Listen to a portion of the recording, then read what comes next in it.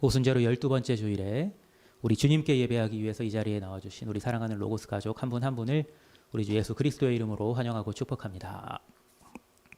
오늘은 성서일과 복음서 본문인 누가복음 14장 1절 그리고 7절에서 14절을 본문으로 함께 은혜를 나누고자 합니다.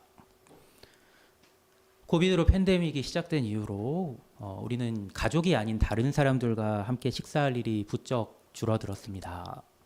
하지만 우리는 지금까지 계속 우리가 살아온 방식이 식사 자리에 다른 사람들을 초대하기도 하고 또는 다른 사람의 초대를 받기도 하면서 우리는 살아왔고 또 앞으로도 그렇게 살아갈 겁니다. 그런데 두세 사람 이상이 모여서 식사를 하게 될 때면 우리가 신경 쓰게 되는 일이 한 가지가 있습니다. 이게 뭔가요? 우리가 두세 사람 이상이 모여서 식사할 때 우리가 은연중에 신경 쓰게 되는 일이 뭐가 있을까요? 그건 바로 내가 이렇게 사람들과 함께 한 자리에서 그 식사 자리에서 식사 테이블 어떤 자리에 앉아야 하는가입니다. 여러분은 사람들과 함께한 자리에서 주로 어떤 자리에 앉으시나요? 오늘 말씀은 이 문제에 대한 우리 예수님의 가르침을 담고 있습니다. 누가복음 14장은 이렇게 시작하죠. 안식일에 예수께서 한 바리새인 지도자의 집에 떡 잡수시러 들어가시니 그들이 엿보고 있더라. 누가복음 14장 1절을 보시면은 예수님께서 한 바리새인 지도자의 집에 식사 초대를 받으셨다는 사실을 알 수가 있습니다. 한 가지 더 알 수 있는 사실이 있는데요. 그건 그곳에 초대되었던 사람이 예수님 혼자만이 아니었다는 사실입니다. 예수님과 함께한 많은 사람들이 있었던 것 같은데요. 예수님과 함께했던 식사 자리에 초대받은 사람들은 과연 식사 테이블에 어떤 자리를 택했을까요? 청함을 받은 사람들이 높은 자리 택함을 보시고 그들에게 비유로 말씀하여 이르시되 내가 누구에게나 혼인 잔치에 청함을 받았을 때에 높은 자리에 앉지 말라. 그렇지 않으면 너보다 더 높은 사람이 청함을 받은 경우에 너와 그를 청한 자가 와서 너더러 이 사람에게 자리를 내주라 하리니 그때 내가 부끄러워 끝자리로 가게 되리라. 2000년 전이나 지금이나 사람들은 높은 자리, 돋보이는 자리에 앉는 것을 좋아합니다. 그런데 오늘 본문에서 예수님께서는 그러지 말라고 말씀하십니다. 그리고 그 이후로 높은 자리에 앉으면 끝자리로 가게 되리라고 말씀하십니다.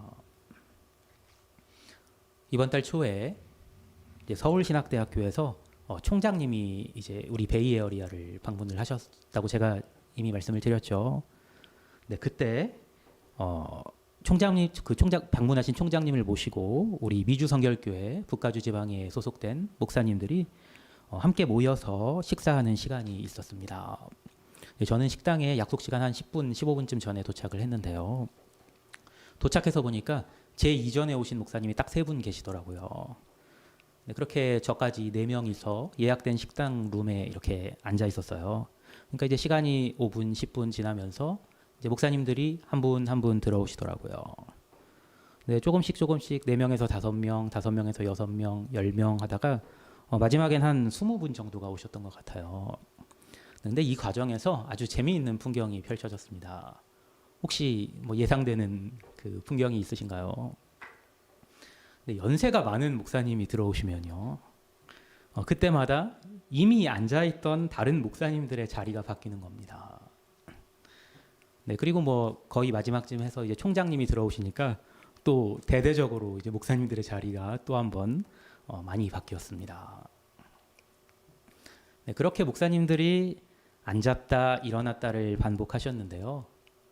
단 한 번도 자리를 바꾸지 않은 사람이 한 명 있었으니 그게 바로 저였습니다. 그럴 수 있었던 비결이 뭘까요? 그 비결은 제가 오늘 본문에 예수님 말씀을 기억하고 그대로 행했기 때문이었습니다. 네, 예수님께서 이렇게 말씀하시죠. 청함을 받았을 때에 차라리 가서 끝자리에 앉으라. 그러면 너를 청한 자가 와서 너더러 벗이여 올라 앉으라 하리니 그때에야 함께 앉은 모든 사람 앞에서 영광이 있으리라. 네, 제가 어떤 자리에 앉아 있었을까요? 네, 맞습니다. 네, 끝자리에 앉아 있었습니다. 네, 제가 나이가 많지 않은 목사였기 때문인지 올라 앉으라는 이야기는 못 들었어요. 그냥 그 자리에 쭉 앉아 있었습니다. 네, 하지만 적어도 네, 제가 앉아 있던 자리에서 일어나라고 제게 말씀한 분은 안 계셨어요. 그래서 저는 처음부터 끝까지 편안하게 식사를 즐길 수가 있었습니다. 제가 그날 끝자리에 앉았던 건 제가 어린 목사였기 때문만은 아니었습니다. 제가 끝자리에 앉기를 즐기기 시작한 건 무려 20년 전부터였던 것 같습니다. 네, 20여 년 전 제가 교회에서 이제 막내 교사로 중등부 교사를 시작했을 때 네, 막내 교사는 식사할 때 구석 자리에 앉아야 한다는 사실을 선배 교사들로부터 배웠습니다. 자연히 그렇게 배우고 나서 자연스럽게 구석 자리에 앉기를 계속하던 그때에 네, 오늘 본문 누가복음 14장의 말씀이 제 눈에 들어왔습니다. 그래서 이 말씀을 읽고 저는 앞으로도 나는 그러면 나이가 들어도 식사할 때 구석 자리에 앉으리라 그렇게 마음을 먹었습니다. 네, 그 교회에서 중등부 교사로 제가 13년 3개월을 있었습니다. 네, 처음엔 막내였지만 곧 후배 교사들이 들어왔고 그리고 몇 년 후에는 네, 후배 교사들의 자리에 제 제자들이 자리하게 되었습니다. 네, 제 직함이라고 해야 되나요? 네, 제 직함도 바뀌었습니다. 네, 처음 시작했을 때는 보조교사였는데요. 다음 해부터는 정교사가 되었고 그리고 몇 년의 시간이 흐른 후에 저는 총무교사로 불리게 되었고 그리고 좀 더 시간이 지나서 마지막에는 부장교사로 불리게 되었습니다. 네, 하지만 저는 진작에 마음 먹었던 대로 네, 교사 모임 때마다 네, 저는 구석에 앉았습니다. 네, 그러자 어떤 일이 일어났을까요? 네, 오늘 본문에서 예수님께서 말씀하신 그대로의 일이 일어났습니다. 네, 어떤 때는 후배 교사가 제게 고개를 조아리면서 또 어떤 때는 저보다 선배 교사가 있었을 때는 선배 교사가 제게 손짓을 하면서 제게 말합니다. 후배 교사가 제게 했던 말이나 선배 교사가 제게 했던 말은 완전히 똑같았습니다. 뭐라고 저한테 이야기를 했냐면요. 왜 거기 앉아 계세요? 이리 오세요. 네, 그때마다 저는 오늘 본문 누가복음 14장의 말씀을 떠올렸습니다. 무릇 자기를 높이는 자는 낮아지고 자기를 낮추는 자는 높아지리라. 네, 사실 생각해 보면은 왜 거기에 앉아 있냐는 질문은 제가 많이 들었지만 단 한 번도 그 질문에 제가 대답을 한 적은 없었습니다. 하지만 이유는 대답하진 않았지만 이유는 한 가지였습니다. 네, 오늘 본문 예수님의 이 말씀 때문이었습니다. 나를 높여서 낮아지기보다는 나를 낮춰서 높여지고 싶었습니다. 그 교회를 떠나서 그 교회를 떠난 다음에는 제가 이제 다른 교회에 고등부 담당 전도사로 부임을 했는데요. 그렇게 다른 교회에 고등부 담당 전도사로 부임했을 때도 그랬습니다. 네, 고등부 교육 전도사로 부임한 첫 주일에 교사들과 처음으로 회의를 하기 위해서 네, 교사 회의실에 들어갔습니다. 네, 교사들이 그때 한 10명 좀 넘게 있었던 것 같아요. 한 15명 있었을까요? 그렇게 교사 회의실에 들어갔는데 유난히 눈에 띄는 자리가 한 자리가 딱 있더라고요. 이제 큰 의자가 이제 가운데 이렇게 딱 이렇게 앉아 있었어요. 있었어요. 그 자리를 보는데 그게 저를 위해서 마련된 자리라는 거를 한눈에 알아볼 수가 있었습니다. 근데 제가 그 자리에 앉았을까요? 안 앉았을까요? 네, 그 자리에 앉지 않았습니다. 그러자 한 선생님이 저에게 이렇게 말씀하셨습니다. 전도사님, 뭐라고 하셨을까요? 왜 거기 앉아 계세요? 네, 그리고 한마디 타박을 주시더라고요. 우리 전도사님이 처음이시라 뭘 모르시네. 그러시더라고요.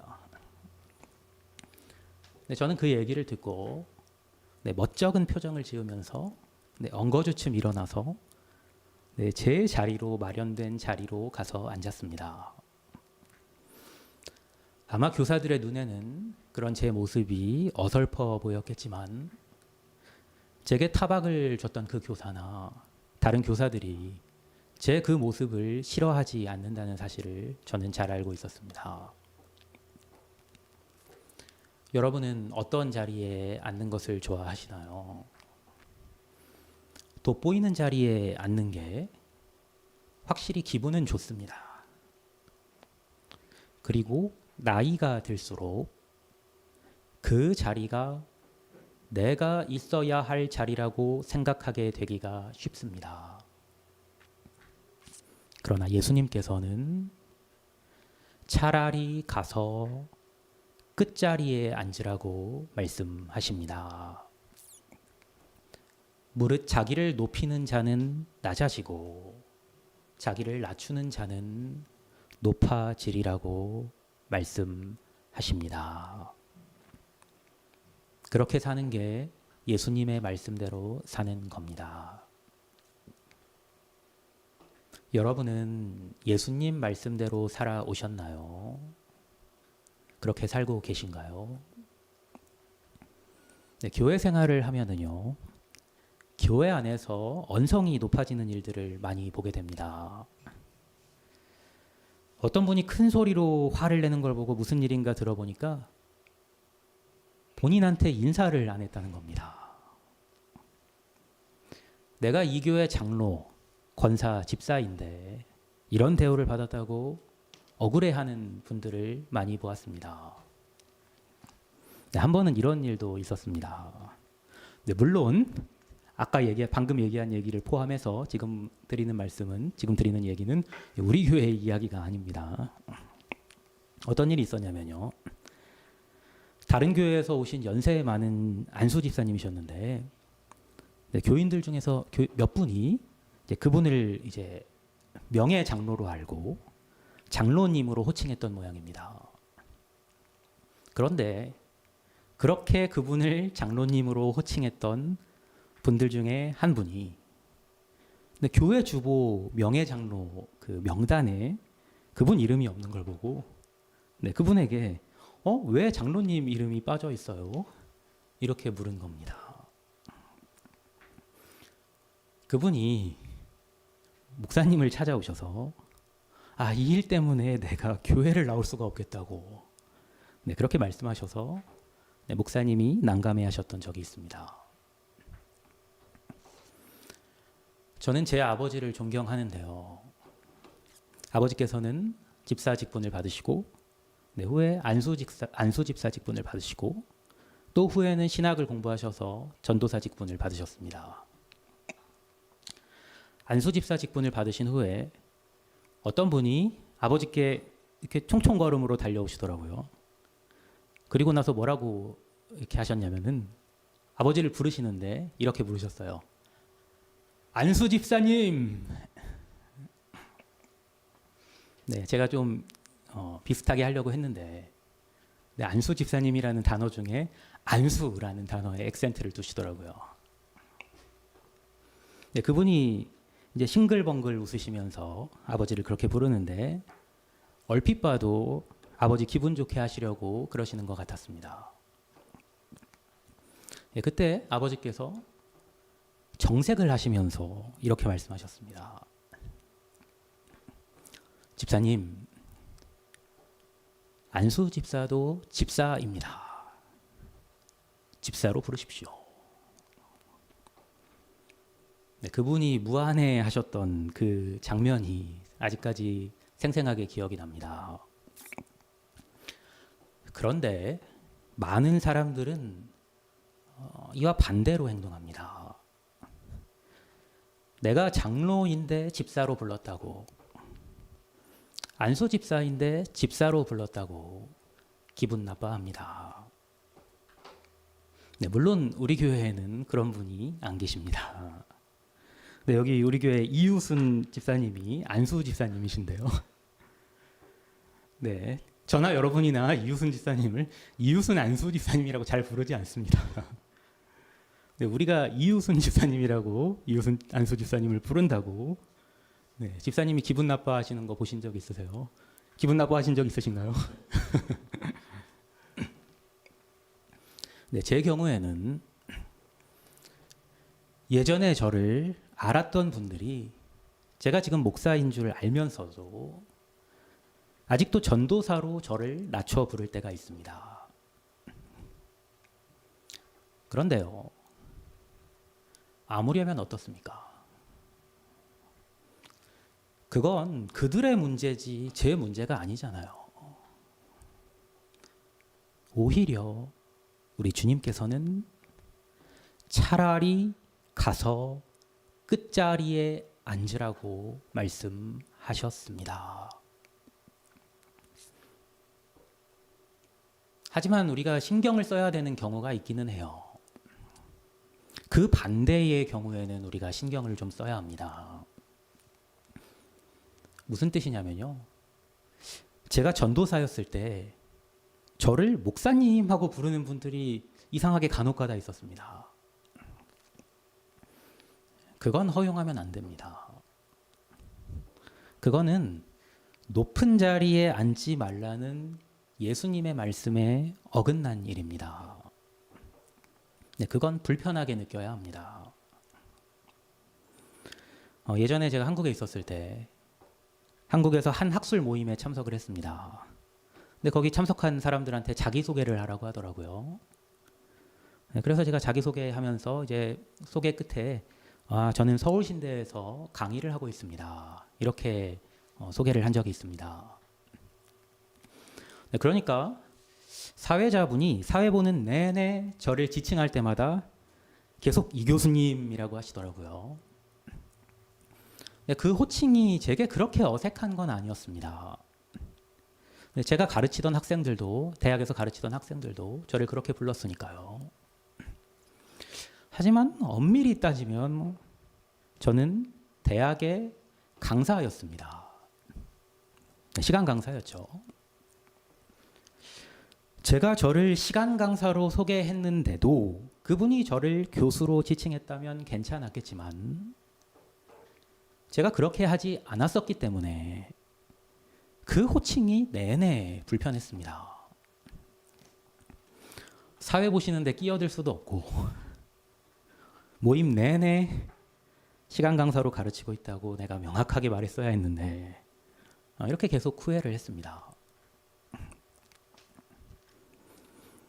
또 자기를 청한 자에게 이르시되 내가 점심이나 저녁이나 베풀거든 벗이나 형제나 친척이나 부한 이웃을 청하지 말라. 두렵건대 그 사람들이 너를 도로 청하여 내게 갚음이 될까 하노라.